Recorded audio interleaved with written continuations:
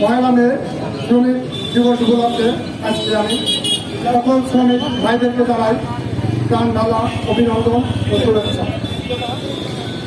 একটা জিনিস আমার আজকে মনে পড়ে গেল, 4 আগস্ট 2024 আমি বড়বাজার থেকে পায়ে হেঁটে রওনা দিলাম এই মজমপুর গেট পর্যন্ত।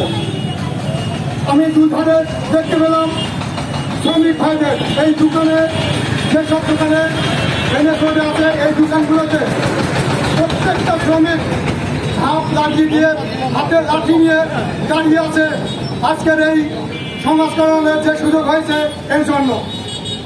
প্রত্যেকটা শ্রমিক তাদের অবদান রেখেছেন আমাদের আজকে যে স্বাধীন আর একটা রাষ্ট্র পেয়েছি।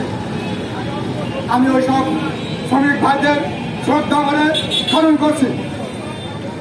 আমি আর একটা কথা জানাতে চাই, এই পৃথিবীতে অথবা আমাদের দেশে বলেন 2টা শ্রেণীর লোক 100% থাকি। এক হচ্ছে বাংলাদেশের শ্রমিক, দেশের শ্রমিক যোদ্ধারা, আর এক হচ্ছে রেমিটেন্স যোদ্ধারা। তারাও বিদেশে বিভিন্ন পেশায় কাজ করে এদেশে খাঁটি মুদ্রা অর্জন করে দেশে পাঠিয়েছে।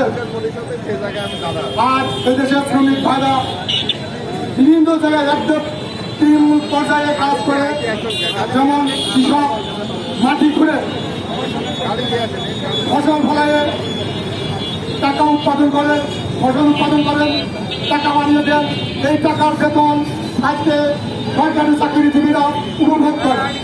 আপনারা খেয়াল করছেন 5 আগস্টের পরে এদেশে প্রথম তাদের অধিকার নিয়ে নামে সে হচ্ছে প্রথম শ্রেণীর চাকরিজীবী সচিবরা, উপসচিবরা।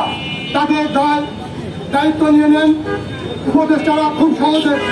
কিন্তু এ পর্যন্ত শ্রমিক ভাইরা যে দাবি দেওয়া নিয়ে মাঠে নামছে, তাদের দাবি দেওয়া কিন্তু তেমন আমলে নেওয়া হয় না।